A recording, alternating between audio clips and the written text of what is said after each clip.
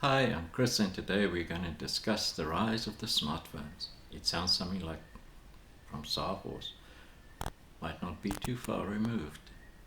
The smartphone has been around for about 15 years. In that short period, it has started to dominate our lives to such an extent that we simply cannot live without it because we bank, trade, do our shopping, social media, notifications, the weather. You name it, we do it on our phones.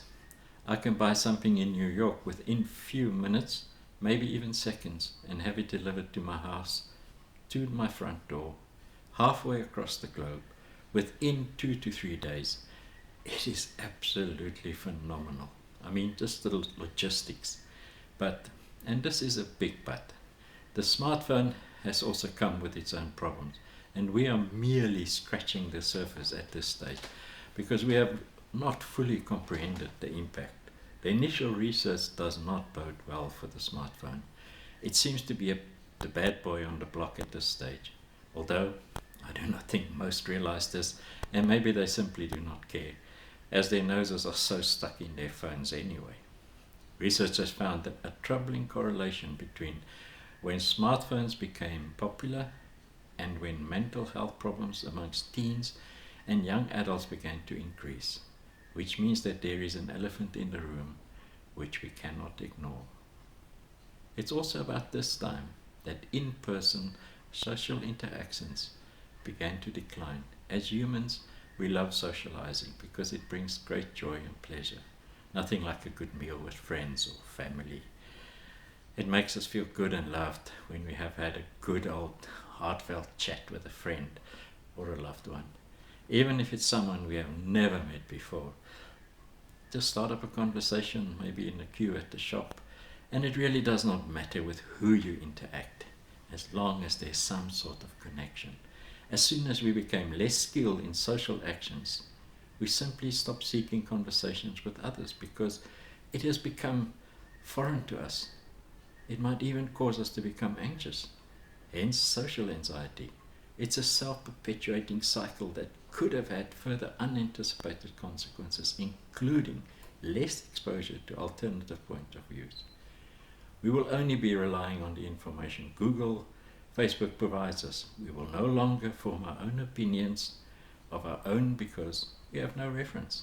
Reference is normally developed by in-person reactions, arguments, and a variety of people, the better it is. Not too long ago, I'm sure my children would love to add this option. Father, in your case, it's very, very long ago. Anyway, not too long ago, we read books about characters we loved and respected. These books gave us a sense of purpose, of what we wanted to do, and when we grow up, and we wanted to be just like our favorite character in this book, and we wanted to fight the bad ones, and we wanted to be a special police officer or a farmer or a firefighter. We would even dress up in our roles, and with our friends we would act out our favorite character, and it was a lot of fun, and nobody ever dressed as an accountant. I wonder why. Anyway, back to the here and now. A lack of trust and understanding of other views and their perspectives may be among the various ways smartphones could have divided society. I think the whole Black Lives Matter movement is proof of that. Why do smartphones have such a big impact? Because we simply look for information that reinforces our existing point of view. Facebook, Twitter, smartphone apps know this, and they will give you exactly what you look for because they have algorithms running that memorizes every move and then calculates what you need and spoon feeds it to you to your phone. We are all too happy to accept. We no longer need to search for any confirming information. It simply pours out of our phones. You do not believe me? Go to any car website like Honda or Toyota and spend about 10 minutes on that website, looking at various models, prices. You can't just sit there. You need to be interactive with the site. I can guarantee you tomorrow, an advert of that specific car manufacturer will appear on your Facebook wall. Smartphones are very convenient, and we have become addicted to some degree or another. The big question is whether we can continue like this. And when we are older, realize a significant part of our lives was wasted on smartphones. I think the saddest part is that smartphones does not really bring much joy.